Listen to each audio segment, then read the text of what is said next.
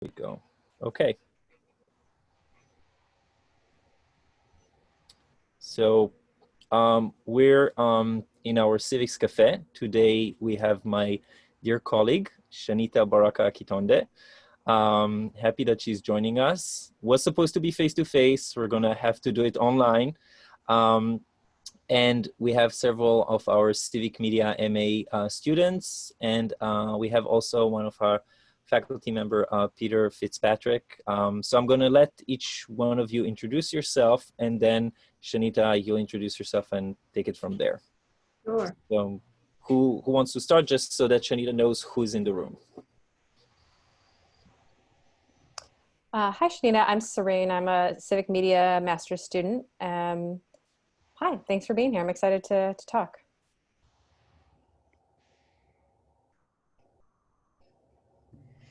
Hello, I'm Dean. I'm also a Civic Media Master's student. And I'm Cassie, also one of the Civic Media Master's students as well.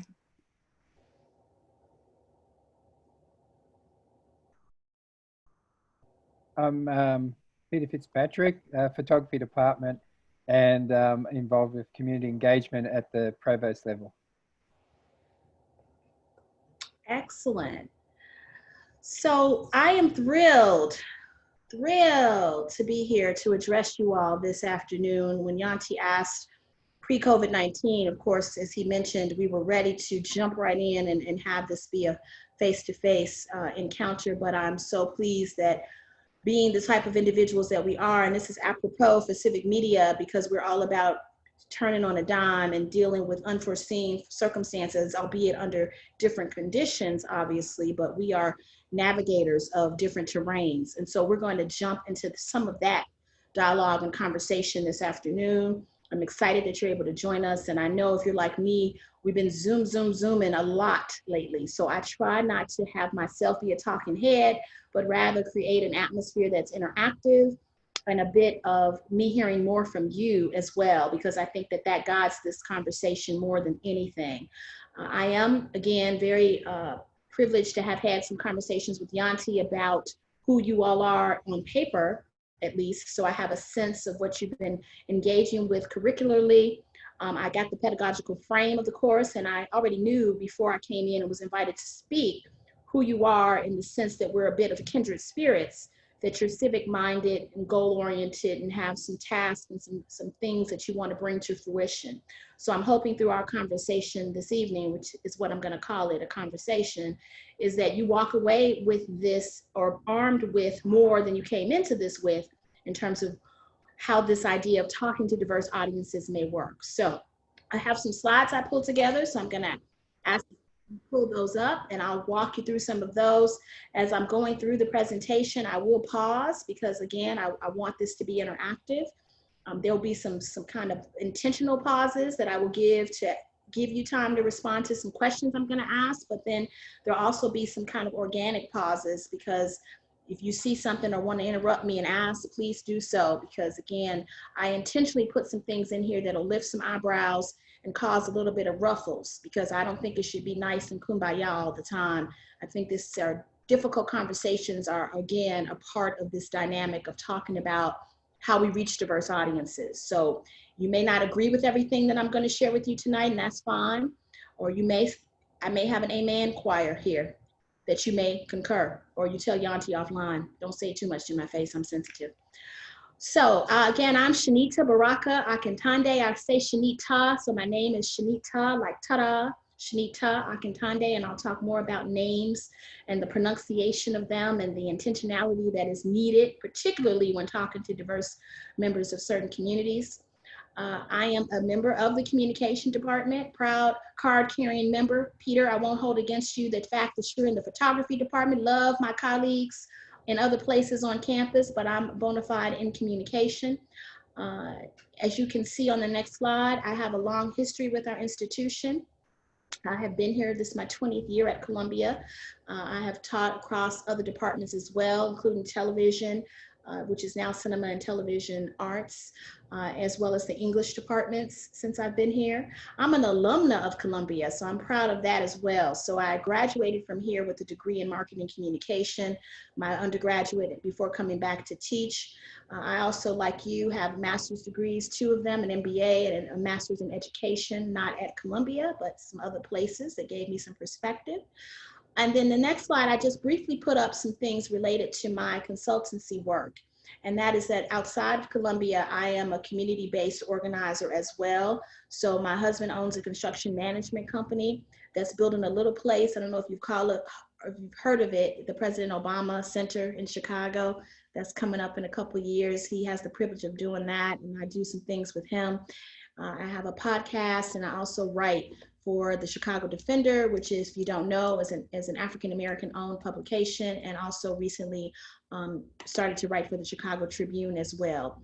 And all of the topics that I write about are about diversity. I call it on the front porch because in many communities, the front porch, particularly in the African-American community, has served as a meeting place, a gathering place for people to fellowship and talk and converse, and to also look around them to see what's going on in their various environs. And so I call the columns that I write on the front porch because it is a dual meaning again, both the perspective of looking outward, but also looking inward to kind of see what's going on around you. And I'll touch on that further in a moment as well.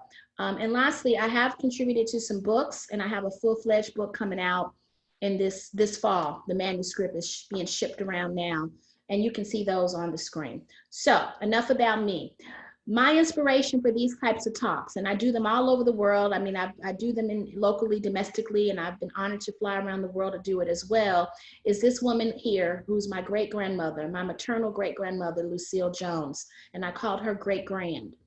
And the reason why she has that moniker is not only because she was my great-grandmother, but because she was both great and grand to me and my various family members in both her demeanor and her physicality. She wasn't a verbose woman. She wasn't educated beyond the 3rd grade. She had a wad of tobacco stuffed usually in her left cheek, and her knee-high stockings that didn't quite reach their destination up to her knees, usually on her legs. She sat in a rocking chair on that front porch I mentioned earlier and didn't say a whole lot, but interestingly enough, was able to communicate so well to myself, again, and the rest of our extended family in ways that I'm going to touch on in this presentation with you all today, because I think at the seat of her as an African-American patriarch from the South who raised children and cooked greens and ham hocks all the time, was able to intrinsically get so many things done beyond that front porch that still the effects of being felt across not only my family, but the generations that are following. This is real homeschool stuff I'm going to talk to you all about today. It's not necessarily lofty.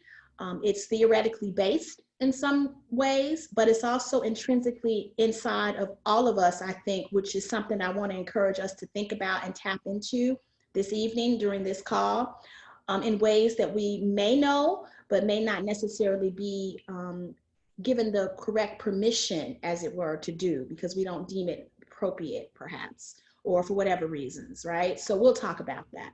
Okay, so there's some terminology, which the next slide alludes to, the fact that the revolution must be evangelized. That's a take or a spin on Gil Scott-Heron and other musicians and Black kind of nationalists, which you may have read about or heard about. They'll talk about the revolution must be televised. Some language says it must not be. We are in a revolutionary time. The fact that you're engaged in civic media, I know that some of you are working with Mexican immigrants. Others of you are working with members of the LGBT community. Others are working with youth or members of the millennial committee or communities. There's a continuum of groups that you all are tapping into, that you are locked and loaded with trying to help those entities move forward in some capacity. So I want to pause for a second and say, you need to congratulate yourselves in the first place for doing that kind of work.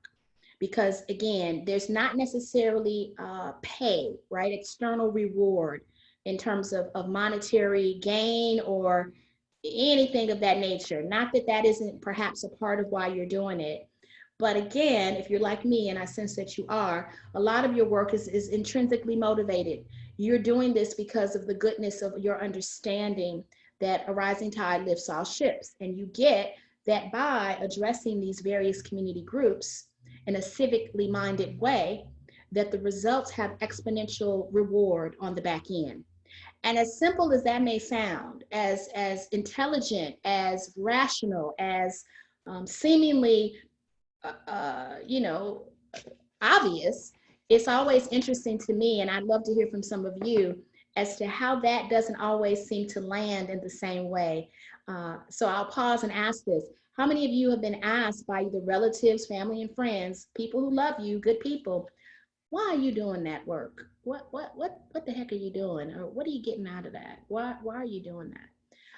Can any of you all share any experiences of that? Or maybe everybody's on board and gets it and understands it, but I'm just curious. Has anyone gotten that kind of feedback from anybody in terms of their work? Yes, I feel this. Sorry, this is Marafia. Hi. I am Ethiopian, and so I feel like there is, outside of my immediate family, they're very supportive. I know a lot of them are like, why don't you be a doctor? Or why don't you be a lawyer? Like, that could give you money. And so there are still some people who don't really get it. But I feel like, especially with my immediate family, their support is really what I need. So I'm just like, forget you guys. So. Yeah, and sometimes it's a situation like, you know, my profession is obviously my day job, advertising, PR, and marketing. I'm still explaining to my family what that means. But sometimes it's not till you fast forward 5, 10, 15 years and they start to see some fruit that's being born from what you're doing. And then it's the opposite. They go, oh, I supported her all along, or I knew what he was doing from the beginning. I was there. And you're saying to yourself, I don't know about that, but we don't correct them. So on this screen, if we can go back one quick second, Yanti, there's a quote that I pulled, and I looked at your syllabus and I looked at some of your other material, and it says that we are all the intersection of the civil political reform movement, so to speak, transformations in employment and education, and the growing presence of digital technologies, which we lost. Hold on, Yanti, go back one more time for me. I'm still quoting the last slide. In all aspects of social, cultural, and political life. And this was derived from an excerpt from the John D. and Catherine T. McCarthy Foundation's Digital Media and Learning Initiative, which I pulled directly from you all's syllabus. So I know that you're doing some work related to this particular initiative under the Digital Media and Learning platform. And so I think even though this was pulled, again, pre-COVID, pre all the things that we're facing now, the idea of this kind of work being transformed over various landscapes, from educational to political to socioeconomic, is huge. Okay, we can go to the next one, Yanti, thank you. Yanti's keeping me honest because he knows I got a lot I didn't put on these slides and he wants me to be cognizant of. One important comment to add to what Marifia was saying was that one of the problems that everybody here is facing is that when we're saying, you know, we're doing civic media, so I'm saying, you know, I'm directing a civic media program, people are like, what? What is this thing? So, I mean, that's, I think, one of the biggest fight. And when you're saying, you know, you're working in PR, advertising, people know what you mean. But civic media, people are like, what is this thing? So that's part of what also everybody is dealing with, in addition to, like, you know, how to present themselves as in the world, saying, I have a civic media master, and people are like, so what does that mean? So yes, which is a perfect setup. And I didn't even talk to Yanti pre-presentation for the slide that's on here now. What is your what and why? So civic media is a term that we all get and understand because we're immersed in it. It's like I tell my students, no one asks what's a doctor do, or what does a dentist do, or what does a chiropractor do, or a photographer, Peter. They kind of get that. However, when you say something like civic media, there's a lot of perhaps not ambiguity in terms of what the words mean. You know what civic means, you know what media means, but when you marry the two, or when you talk about it in terms of a form of study, sometimes people are confused, or they're not necessarily able to grasp the entirety or the depth of what it is that we're doing. And so when we talk about how to reach diverse audiences, one of the key components for me to start off with, again, as simplistic as this may sound to all of us, is defining what is our what. So you, as members of this community, asking and repeating to yourselves, what is the what? What is not only civic media, but what is my point of engagement in this larger landscape of civic media? Because it's huge. So you have to pick your, as I call, slice of the pie. Is the analogy I like to use. Whatever pie you want, apple pie, cherry pie. I'm a cherry pie girl. So pick your slice of pie and what is your what? And stand on that and be clear to both yourself and others. And then why? What is your why? And why is it your why? Why are you doing it? And again, that's your North Star, because it's easy when you take a bite off of these things, these topics, these issues, these things that have so much meaning, to sometimes get lost in the milieu of what you're doing. So having a singular focus is key. And having that reiterated, if you have to cut it out and put it on your wall of your mirror or whatever the case may be, that's the first thing to communicate with audiences. Okay, next slide, please. So what I did was I pulled an excerpt for you. It's a clip. It's about 12 minutes, because I knew we had a lot of time. And again, you don't want to just hear me talking, that I pulled from a gentleman named Tim Wise, which you may or may not be familiar with. He's an activist, writer, and he has an interesting take on hegemony, particularly white privilege. And the reason I pulled this is because I think when we look at this idea of communicating to diverse audiences and look at the power structures therein, particularly again, from what I read, you guys are talking, the groups you are talking to, I think this is interesting. And after we listen to this clip, this short little excerpt, I'd like to hear some of your thoughts on it, okay? So we're gonna listen to, again, it's about 12 minutes, and then we'll talk about what your thoughts are.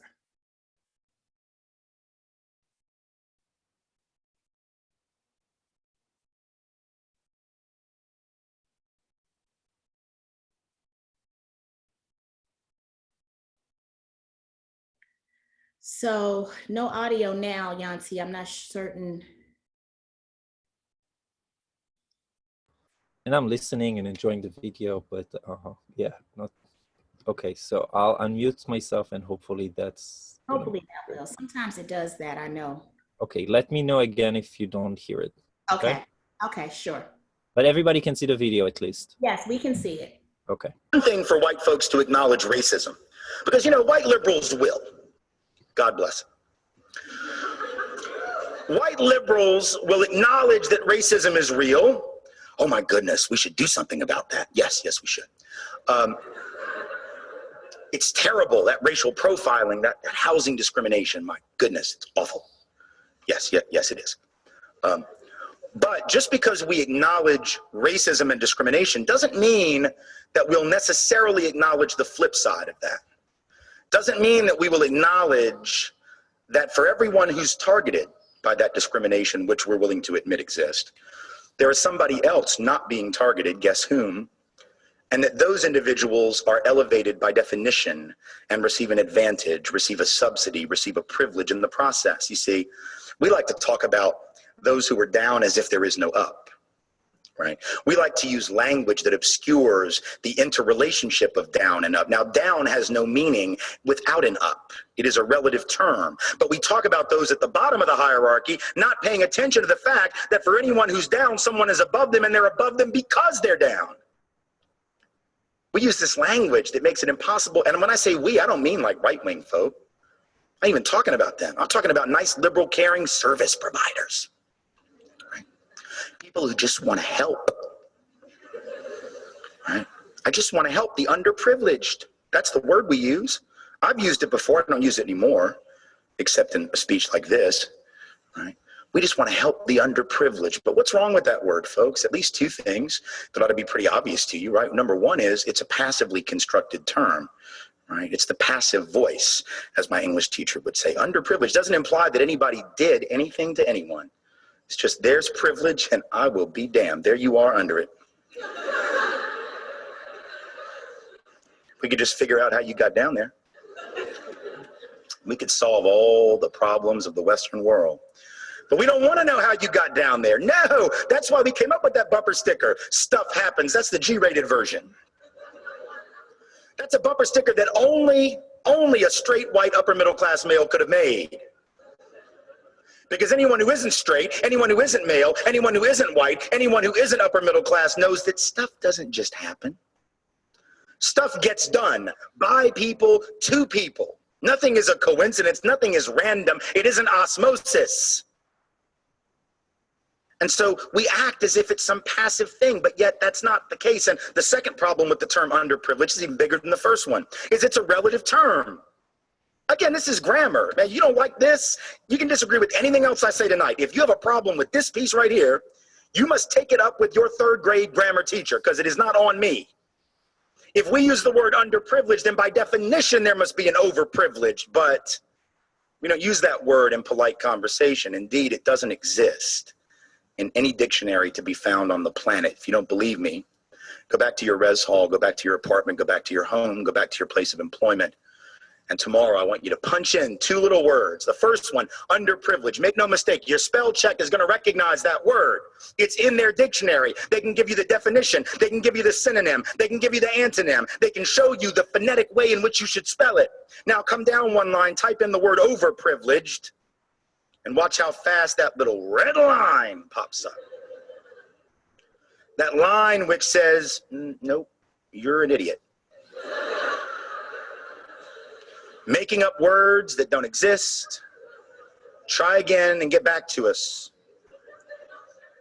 But if there's an underprivileged, there must be an overprivileged. Why don't we talk about it? Because that would require that we acknowledge that if there are 2 to 3 million people being targeted for race-based housing discrimination because they are people of color every year, that is 2 to 3 million more places I can live. If people of color are being targeted and profiled and I'm not, that is an advantage. It may or may not have material consequences. A lot of privilege isn't about material acquisition. So please know this. When I talk about white privilege, I don't even mean money necessarily. For some, it definitely translates to that.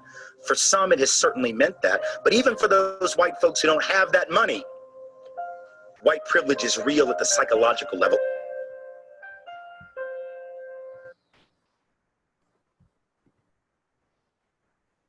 Okay.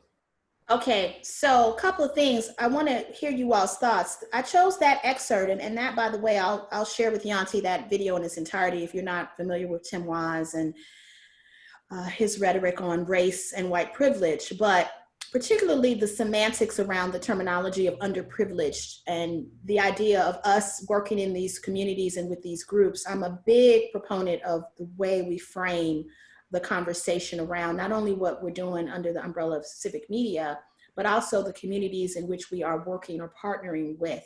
The language that surrounds that dynamic is important when it comes to communicating to diverse audiences as well.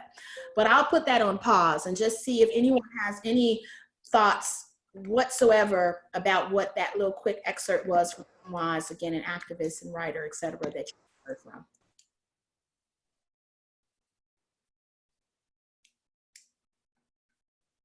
Oh, it's good. I'm a professor because the silence is good for me. I don't know if I'm just crazy, but I love it. It just simmers. It's like a marinade for me.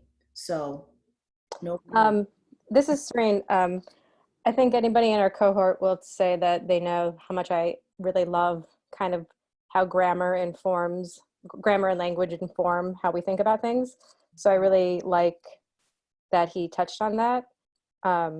And I actually just read a chapter out of the new book called Design Justice that talks a little bit about that as well, about how we have these words that have been embedded into our social system, and we take them as they are, right? Like we don't think about them, but then, looking at the flip side of it, it's like, oh, why is it that when we turn it around, that isn't a word that exists, right? So like that systemic imperialism or racism, or however one wants to phrase that hegemonic structure, right? So I thought that was really interesting. Yes, good. Thank you for sharing that, Serene.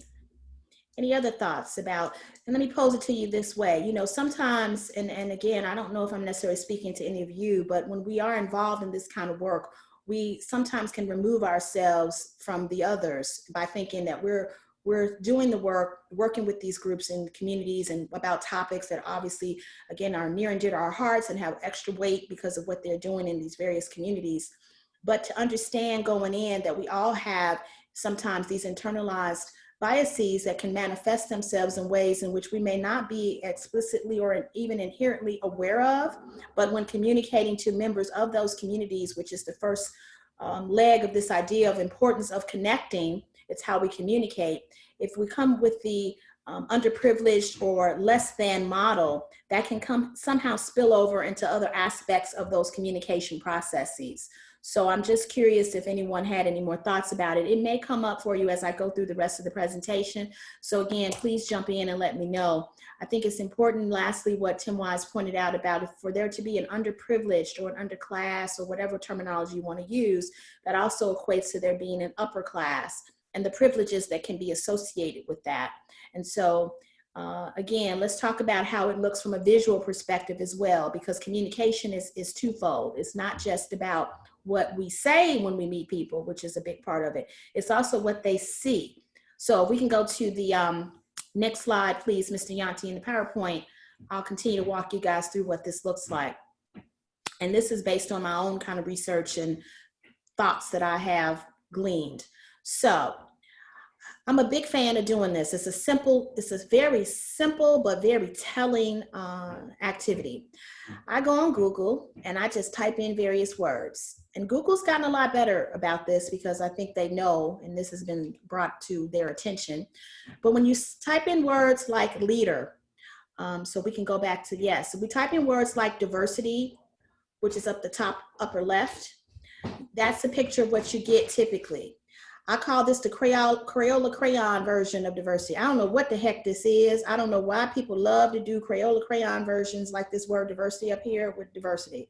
This at least has some people figurines. I have seen literally Crayola crayons. I have seen just the colors like you see green. I don't know any green people. I don't know if you all do. Maybe you do. I mean, I know people who like green. It's one of my favorite colors, but anyway. So they like to create these types of images, right, under the word diversity when you type them into social media or into Google. When you type in, though, words like leader in the lower left, that's the image that you get. And there are many. You all can do this after this call. Just pick some terms. I'll get to civic and media in a second, but you type in leader. What do you all see when you look at that image in the lower left or right, depending on how your computer's propped up? What is that communicating about leadership without saying anything at all? What do you see in that image? Who are leaders? I'm an alien and landed on planet Earth. What's that telling me a leader is? Or who is a leader?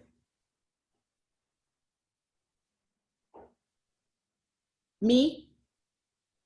Am I a leader based on what is on that screen?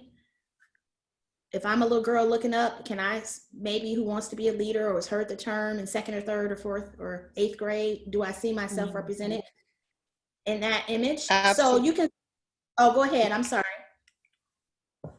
No, you actually don't. You don't see, if you're a little black girl or a little black boy, you definitely don't see anybody. Well, there's this one man who may look like he's of color, the one with the glasses. Yes. But no, you don't. Right. And so thanks, Tina. Hey there. If you look at the middle, so you may say, okay, well, Shanita, I see the woman there in the middle with the briefcase walking up the stairs. That's an example of a woman that you could relate to. I saw this image as well when I typed in leader. But if you notice, the man of color is behind her, which is typically the position of people of certain communities that are, this is not explicitly stated language, but this is still communication, right? Who's behind her as she ascends the steps. So we go to the next slide. I just want to show you how this plans out so you see that I'm not making this stuff up. And I'm going to end with telling you the opportunity of what you can do and how this matters in ways that you may not, again, be consciously aware of, like my great-grandmother sitting on that front porch, how we unconsciously can communicate things. The image, when you see this, typically when you have a group of people, in this case are all men, this was under a different leadership moniker. The person of color, the gentleman, is in the back, which tends to be the placement. His hand is on the person's shoulder, which indicates support or needing support, perhaps. Leaders are always shown in the front. You know, they're the ones making the deal, closing the deal, shaking their hands. Next slide, I'll go through these quickly. The next one shows, again, this is actually a civic media, not from Columbia College. One more back, Yanti, of students involved in a civic media project. Again, the young lady is behind, of color, holding the mic. She's doing a servitude type role. The two other students are engaged in the interview process. This communicates things, guys, whether you're realizing it or not, particularly under this umbrella of diverse and diversity. Next slide, please. When you look at this one, this is a center that's being opened, a platform related to civic media, another institution, not ours. Again, the ribbon cutting ceremony, you see the people surrounding look a certain way. So again, the communication of this piece, and this is on the topic of civic media, which means the intersection, as I opened up, of political, educational, racial, gender, all that stuff we banty or have banter about, but when you look at the imagery, it doesn't necessarily support it. This is an opportunity for all of you, if you're going out in these communities, to make sure that not only what you're saying when you're greeting these communities of diverse backgrounds, but make it match up from A to Z. It's an invisible thread. It may not ever be stated to you directly, but people pay attention. I pay attention. It's something that is a way of decoding information in intentional ways. And so any opportunity that you have to be inclusive is beyond what you may think consciously is just in the mission statement of your organization, of what you're trying to do for your projects. Okay, thank you. Next slide, please. So here's where this comes from. It's grounded in research. So this is just not Shanita Akintonde's pie in the sky. Let me just tell you, because I searched on Google for 10 minutes. I've been doing this research for a few years now, several years. There's something called the intersectional identities transcending the binary through binary code. It's an article, research study done by a woman named Kelsey Fox on Google, as I just mentioned a moment ago. And what she did was what I did, but she did it from a longitudinal and latitudinal platform. She did research on this where she actually decoded the way the Google platforms were working out in terms of certain terms when you punched them in, from beauty to leader to diversity to civic media. You know, people use Google as their source for everything, even scholars, right? They go to Google Scholar. Mm-hmm. And so because this is such a resource and people turn to it, whether you agree with that or not, for information, when they type in certain words and certain images pop up, which tend to look the same like the ones I just showed you, that's implicitly communicating things to diverse communities about themselves and about the very things that they purport to stand for. So we're challenged, but again, I encourage all of us on this call, and again, thank you for participating, to understand the ugly truth. This is gonna make some people uncomfortable, gonna make them a little itchy, but that's okay, because that's what's needed to happen in order for us to move the needle and to not do the same old, because that gets you the same results. Okay, next slide. I'm gonna talk tactical here momentarily. So this is another person's quote. This is from an article called Visual Social Semiotics, Understanding How Still Images Make Meaning. This is by Claire Harrison. And this is a quick excerpt. These are all things Yanti will have if you all want to further delve into these studies. They're fascinating. But it says size and placement of photographs. You can appreciate this, Peter. Size and placement of photographs and the relationship of the image to other elements on a page can have a significant impact on the visual language. The use of photographs allows for the creation of strong viewer involvement, and the use of the human face in particular is one of the most powerful resources in visual imageries or imagers, because humans are trained from a young age to study faces and expressions. So again, some of you are talking about millennials. I saw in your studies, some of you are talking to high schoolers. Regardless of the age, knowing that when we look at not only the images of people and how they're physically positioned, who's in the front, who's in the back, who's the leader, who's shaking the hand, who's cutting the ribbon, the facial expressions of those people, the racial dynamic of those people, the gender of those people, Are they members of the LGBT community? If you can see that, because you can't always tell that externally. Those are things that we have to consciously, almost to the point, I know it sounds like, give us a break. No, I ain't gonna give you a break, because there is no break. You have to be on this constantly to make sure that it is reaching people in the way that you intend for it to. Okay, next slide, please. So here are the tactical things. Now that I've given you my kind of big picture, these are the kind of effects that can happen when this doesn't occur. I was asked to give you all tactical kind of a roadmap that you can follow. And this is time tested. I know this from working for little clients like McDonald's. I don't know if y'all heard of them, little hamburger company. Y'all know them? And others. Thanks, Tina. At least you're getting my sense of humor. I'm trying to break this up a little bit. These y'all so serious. Jesus is the line. No, look, I'm laughing because that little hamburger company I try to stay away from. Yeah, well, you know, we're all eating because that's what we're doing on COVID-19. You know, look, they deliver. They Uber Eats you if you want to get it still. Anyway. So when I worked seriously for like McDonald's and other brands, the idea is that the idea of communicating across the globe to audiences, they follow these same steps. And this is what I'm going to ask and tell you has worked for them. The first one is determine your target audience's needs. So you have target audiences, which include a few layers. You got the intended group that you're connecting with, right? All of your identified community groups, partners, etc., that you're reaching. You can divide those groups, however, into 3 basic categories. And this is my marketing hat I'm wearing now. You can have your primary audience, which are the people that you're partnering with or that you're going after for your work, like the millennials, the LGBTQ members, the members of the various ethnic dynamics, etc. Then you can have a secondary target, which are people who are influencers of that group. It could be the parents of the millennials or the teachers of the millennials or the counselors, right? And then you can have a tertiary audience, which are externally facing people who may or may not be in direct contact with your audience, but are still in some way influencers of them or have some type of impact on what they do and the decisions they make.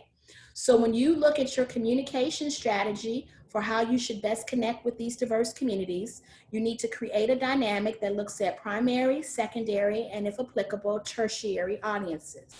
But the key to connecting with any of them is not about what you want. It ain't ever about what you want to do. I want to teach you, and let me look at my little sheet here, so hold on. I want to bring an online game to them so that they can learn about socialization while we're on the lockdown. Or the fact that you want to teach the parents of the high schoolers about bilingual education. Or that you want to connect with middle schoolers who are refugees to connect them with how to use online platforms. That's all fine, and that's actually the end goal, so I'm not making light of that. But guess what? At the end of the day, in order to get any of those things passed, you need to do what I call is follow the golden rule, which is determine or have them feel the WIIFM principle, which is what's in it for me. That's all people care about. What's in it for me? And as I started at the beginning of this call by saying, you can give them the vegetables, but if you say, eat these vegetables, they're gonna make you healthy to kids. And when you're 30 years old, you'll be so healthy and happy that I made you eat these vegetables, little baby. The baby is gonna look at you and go, they don't know what you're saying, first of all, and they're spitting it out, right? You're trying to feed them the little green, you have to make the helicopter noise and feed it to them. You have to be creative in that you have to give people what's in it for them. And so that's where the angle comes from. You remove yourself from the dynamic. You even remove sometimes the language about specifically what it is, believe it or not, because what you have to sell them on or give them is the benefit. We don't sell the features, we sell the benefit. And the benefit is how you couch it. You're not changing it, you're not sugarcoating it necessarily in a glossy, superficial way, but people buy benefits. Okay, and I'll come back to that. All right, cool. Step 2, build people, not things. So I have a video to show you about that one, and we'll show this real quick, please, Yanti. Build people, not things. And so I'll let you take a look at this. It's one of my favorites about how we approach people from communities in ways that we may not even be cognizant that we're doing. Again, that's what I'm talking about with us today.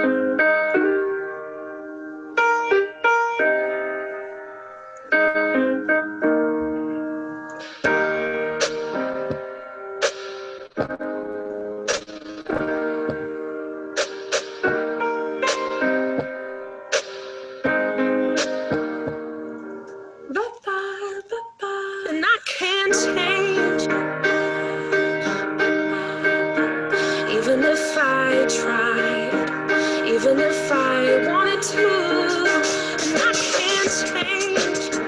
Even if I tried, even if I wanted to. My love, my love, my love, she keeps me warm. She keeps me warm. She keeps me warm. She keeps me warm.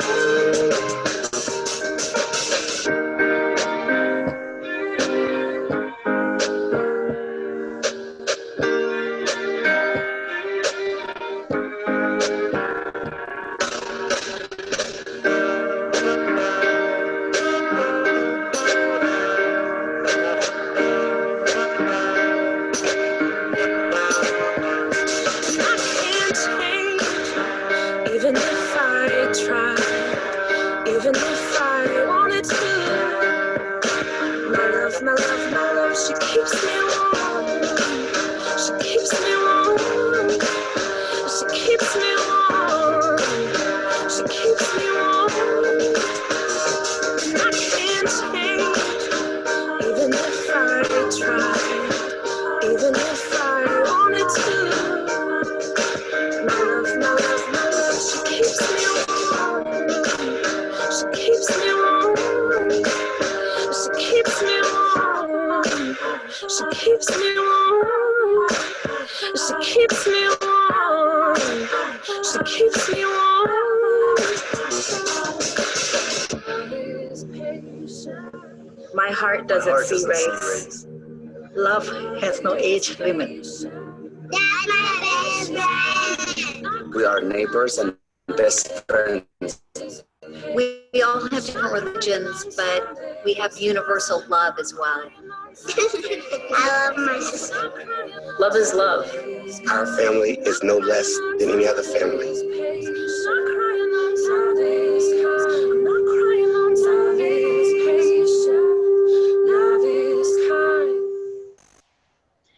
So I thought I would insert that because at the end of the day, all of these things to me are about the love and the passion for what you're doing. And you have to have a sense of that, which is step 3, which is to remind yourself, why are you even doing this in the first place? There is inherent good in what all of us and what all of you are doing. And I don't want that to be forgotten because we get caught up in all these other aspects of what's going on around us. But at the end of the day, I mean, that video gives me goosebumps every time I see it, and I've seen it several times, and I use it in a lot of different presentations because I think it just so eloquently speaks to what can happen when this stuff works, and all of these conversations that we have about connectivity and reaching audiences and people who may be different from us. The screen I love because it reminds you that what you may see in front of you is a lot different from what actually is behind the scenes. So just remind yourselves, that's your North Star, and that's step number 3. And again, I'm on the tactical aspect of how you communicate with diverse audiences. So thank you, Yanti. Next one, please. So step 4. I came up with this mantra. It's called ROAR. And ROAR is, as you heard me when I started the presentation, the title of a book that I've got coming out this year. Is a student organization at Columbia that I'm the faculty advisor for. It has several meanings, one of which is to recalibrate obstacles and rewrite rules. And what that means is simply that we all are going to be faced with obstacles as we are now. Again, being a civic media activist, advocate, aficionado, whatever words you want to insert, you are constantly faced with things that have you stop on a dime and have to pivot and turn. And so the key to connecting with your diverse audiences, the key to being good at what we do is to, when that happens, to recalibrate, reset. And I call it rewrite the rules because I'm a bit of a revolutionary, but that's just me. You don't have to be. Okay, next one, please. How much time I got, Yanti? I'm running out. I think I got like 10 minutes. All right, so this group, my husband and my 2 sons, those 2 guys on the bookends are what I remind myself of why I do what I do, why I teach, why I'm passionate about the community, why I'm passionate about the things I'm bringing to the table. Next slide, please, because y'all don't want to see my family forever. The ROAR mantra, and I want you all to consider cutting this out and putting this up somewhere if you believe in what I'm saying to you all today, which is that this work that we're doing is about soul searching. It's about eating open-faced sandwiches. See, that's me. I told you I'm revolutionary. that you tell these people they can be a CEO, or they are your sister or your brother, a fighter, whether they're a parent or a professor, or the idea of what I'm going to say next, that you attract what you expect, you reflect what you desire, you become what you expect, and you mirror what you admire. And all of these people looking at you all are going to want to mirror you, especially young folk. And so I like this mantra because it reminds us again of what we have the power of doing. Okay, next slide, please. And so the last one, next to last, is that I want all of you to continue to aspire to greatness without fear.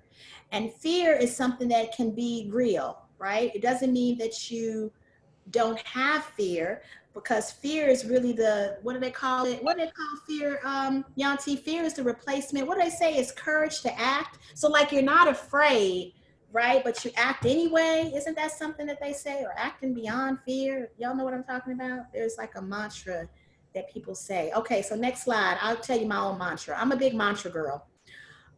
So many of us think ourselves into smallness, into inferiority by thinking downward. We are held back by too much caution. We are timid about venturing. We are not bold enough. And so we die before we reach middle age, although we will not be lowered into the ground until we pass 70. What happened to the grand dreams of our youth, struck down by our own caution, our lack of faith in ourselves and our abilities? So that's not what we want to happen. And you can't have it happen because you're too important to all these people who look for you, who are looking to you for support, right? Okay, almost done. And then I'll open it up to question and comments. Okay, next one, please, Yanti. So why your work is important. Do I have time to show this last little clip, Yanti, or am I out of time? Okay, so this is a last little clip. It's very short that I want to share with you all about why this work is important, and it's called "The COVID Virus is Talking to Us, Just Listen." But it's not morbid. Don't worry, it's not morbid. Stop. Just stop. It is no longer a request. It is a mandate. We will help you. We will bring the supersonic high-speed merry-go-round to a halt. We will stop the planes, the trains, the schools, the malls, the meetings, the frenetic, furied rush of illusions and obligations that keep you from hearing our single and shared beating heart. The way we breathe together in unison. Our obligation is to each other, as it has always been, even though you have forgotten. We will interrupt this broadcast, the endless cacophonous broadcast of divisions and distractions, to bring you this long breaking news. We are not well. None of us. All of us are suffering. Last year, the firestorms that scorched the lungs of the earth did not give you pause, nor the typhoons in Africa, China, Japan, nor the fevered climates in Japan and India. You have not been listening. It is hard to listen when you are so busy all the time, hustling to uphold the comforts and conveniences that scaffold your lives. But the foundation is giving way, buckling under the weight of your needs and desires. We will help you. We will bring the firestorms to your body. We will bring the fever to your body. We will bring the burning, searing, and flooding to your lungs that you might hear. We are not well. Despite what you might think or feel, we are not the enemy. We are messenger. We are ally. We are a balancing force. We are asking you to stop, to be still, to listen, to move beyond your individual concerns and consider the concerns of all, to be with your ignorance, to find your humility, to relinquish your thinking minds and travel deep into the mind of the heart, to look up into the sky, streaked with fewer planes, and see it, to notice its condition, clear, smoky, smoggy, rainy. How much do you need it to be healthy so that you may also be healthy? To look at a tree and see it, to notice its condition. The health of the sky, to the air you need to be healthy. To visit a river and see it, to notice its condition. Clear, clean, murky, polluted.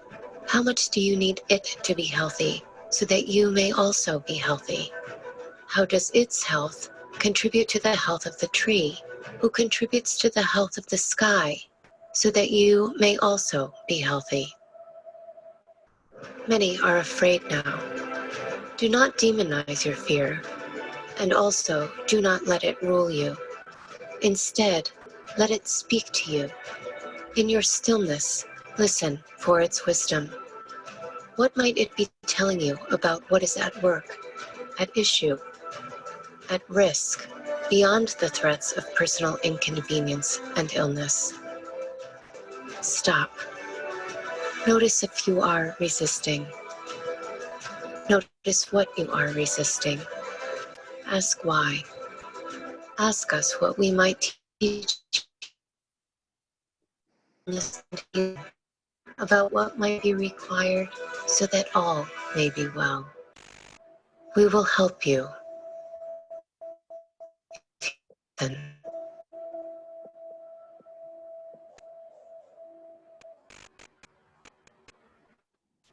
Thank you, Yanti, for sharing that. And thank you guys for indulging me. That is basically the conclusion of the presentation. I just want to reiterate that that I thought summed up what I started the presentation by saying. My contact information is there for you on the screen to follow up with me. That this is about the fact that we're all interconnected, and this dynamic that we currently face has illuminated that in unprecedented ways. So all the work that we are doing, it's essential that we communicate to those diverse audiences in ways that make them feel the connectivity that we all share as individuals on this planet, and that we all need to be intentional about. Because if we're not intentional about it, the world has a way of making us pay attention to it, I think, in ways that we don't plan for, obviously, but is going to happen nonetheless. So I'm going to stop there and see if you all have any questions or comments or thoughts about anything that I shared. Again, my contact information is there. You can follow me on Twitter or reach out to me on LinkedIn after today's presentation, or tap into some of the Marketing Insights podcasts that I have, which are just on marketing topics that I encourage you to listen to. But thank you. It's an honor to do this. So any questions, comments, concerns about anything? What about you, Ms. Cassie? What are your thoughts about any of the stuff that I shared with you guys this evening on this call? I think one thing that I'm not sure if I feel like you kind of touched around it, but the pronunciation of your name and how that's important. I feel like you said that you were going to talk a little bit more. Oh, right. Thank you for saying that. So names are important. Names are what some of the most vile circumstances in our history are what was stripped from people, right? So in Auschwitz and during the concentration camps, people's names were taken and they were given numbers. Prisoners are given numbers. The fact that names are taken away speaks to the fact when people are being punished or held under punitive circumstances, speaks to the importance of names. And so with that being said, I started the presentation by saying I'm Shanita Baraka Akintonde. And it's very important that people say my name correctly, but I'm conscious of trying to do the same with others, particularly my students in class, for example. Some will shorten their names or Americanize their names because they feel like they'll say it's easier to say it that way, or don't worry about it. But I tell them, don't do that, because the respect that is warranted or garnered from taking the time to say someone's name properly is a key component to communicating effectively. So thank you, Cassie, for reminding me of that. And I don't know, do you have any experiences around that, or you want to comment on that yourself? More so, I've been thinking about how to present myself in that way. It's always been, I'm Cassandra, not Cassandra. And it's something that I'm thinking about how I want myself to be present and how I want people to see me. So it's still something I'm working with to see. So can you pronounce your full name, please? Your first and last name? Cassandra Esparza. One more time. Cassandra Esparza. Mufasa, that's a beautiful name. That's a beautiful name. Thank you. Good.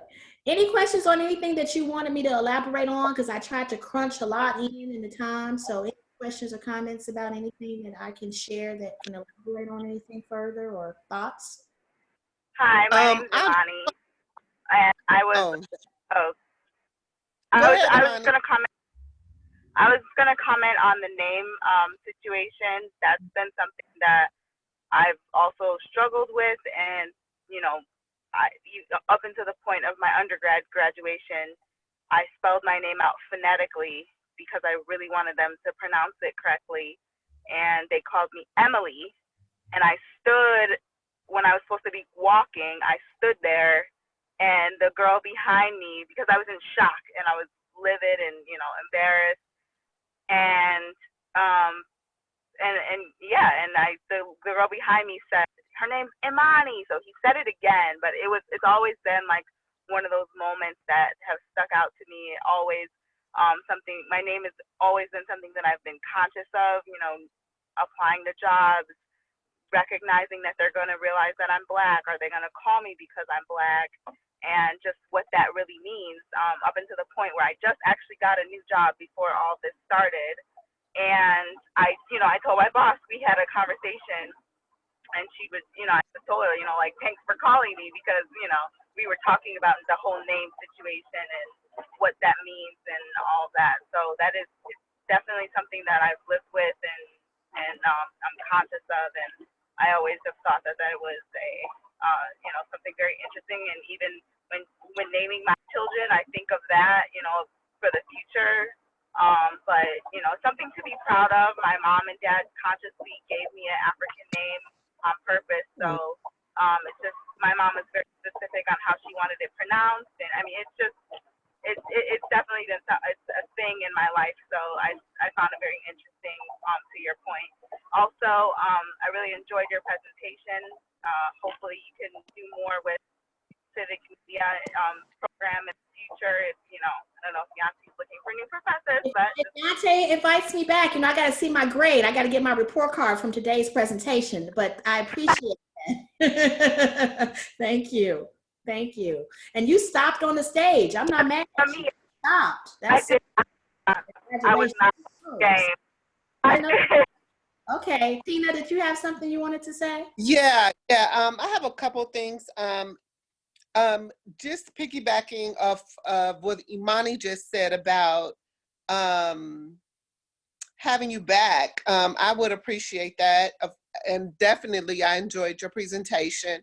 And it was really important to me when I applied for this program. I was hoping that they had people of color, because I know here in Chicago how many people of color work in civic engagement, and how important that is.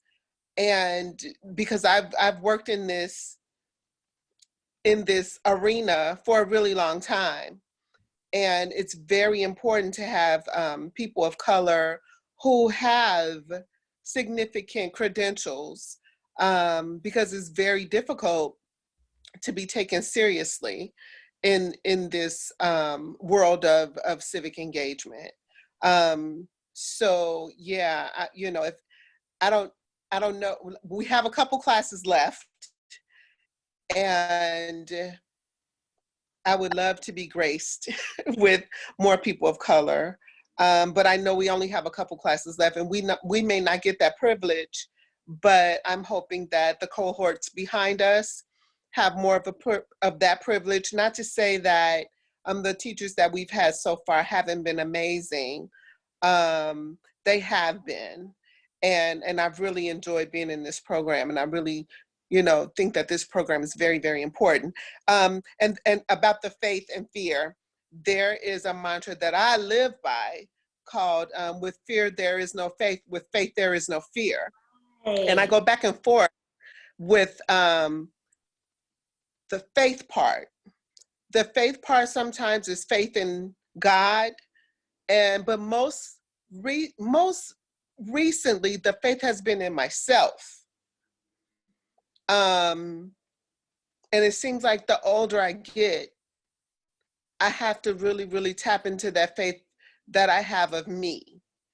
And I have to be driven by that a lot more, because that's most tangible. And that is what people see the most. And well, I don't know if this is a good or bad. I don't know if this is a good or bad thing for the younger people that I'm around, but what people see, it seems like it should get harder as you get older, but I'm finding out that as a Black woman, it's getting harder for me. It's getting harder for me. And I was hoping that it was going to be easier and not as hard, but it's getting harder to, I appreciate to stand in that. Tina, I appreciate your candor with that, you and Imani, and the fact that you're bringing sussing up this idea of being, women of color and some of the challenges that are faced, and inviting me back. Thanks for that. I didn't even pay you guys to say that, but thank you. But that's real, right? And so these things that you all are bringing up speak to the kind of undercurrent that we're talking about when you're dealing with members of diverse groups and communities that may not be on the radar or a part of people's even conscious thought, right? You're not even thinking about it. So that's just something to keep in mind, I think, as we're moving forward with these topics. So thank you for that, ladies, both of you, all of you, and Cassie. Okay, any thoughts? Otherwise, George, you have anything? I know you're on mute there. You got nice lamps. Are those lamps behind you? Nice ambiance behind you there, George. Is that virtual or is that your crib? That's nice. Any thoughts from you on anything? You're muted now.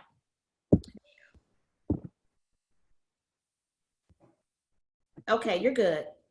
All right. Yeah, those are real lamps, but I'm sorry I came in late. I was on another with an intern, so I missed some of the beginning part. I thoroughly enjoyed your discussion. I hope we'll I want to see that clip that you played, and the first one and the last one. First one was that speaker, very powerful speaker, that one. The last one was the one about the corona, the virus, and, it will end or it will stop.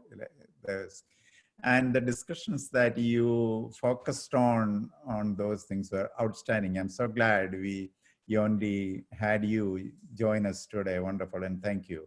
You're welcome. Oh, thank you. I didn't expect all that, George, but I'm appreciative of Yanti too. Yanti, just so you all know, back before the courses even started, we had some conversations. He and I have had some pretty candid conversations, and Yanti's always been a listener, which is important. It's a big part of this dynamic. So when he invited me to come, I said absolutely. So I'm glad we were able to coordinate a time for that to happen. So thanks, Yanti. Thank you. Now I'll send to everybody a follow-up email with all the links and stuff, and the recording of this session, so you can always go back to it. And we definitely will have Shanita come back, so don't worry. Oh, very good. Time. Yeah, so thank you. You're welcome. So I think that's the cue to sign off. Oh, wait, something else I thought about, Yanti. The young man that you had us that came into the class and was talking about the hip hop project that he was working on. Yeah, you should connect him with Shanita, because a while ago, Shanita wanted to do a hip hop symposium at Columbia, and I was thinking about her the whole time. Yeah, I think, I mean, that you he was mentioned about there, Shanita. and I think to get them two together. Oh, thank you, Tina. Yes, I'd love to hear more about that. Yeah, he was amazing, Shanita. I think it would be great. And I don't want you to abandon that idea, and I would still help with that. And there are a couple other, Kristen in our class, she's not on this call, but she is really deep into hip hop, and she's in this cohort. And I think we should really still try to do that. Okay, I appreciate that. I'll talk to you guys about that offline. Thank you, Tina. Okay, so we need to wrap it up. Thank you all. It was very inspiring, as I knew it would be, right? And we're gonna follow up on Wednesday in our class with all of that. And if it's okay to share the PowerPoint with only the group here, and so I'll send you the links and a follow-up, and I'll have Shanita's email there, Peter's email, and George's email as well, with all the students in the cohort, so you can continue the conversations. So thank you again for sharing. Thanks, everybody. Yeah. Thank you. This was really good. This was really good for me. Thank you.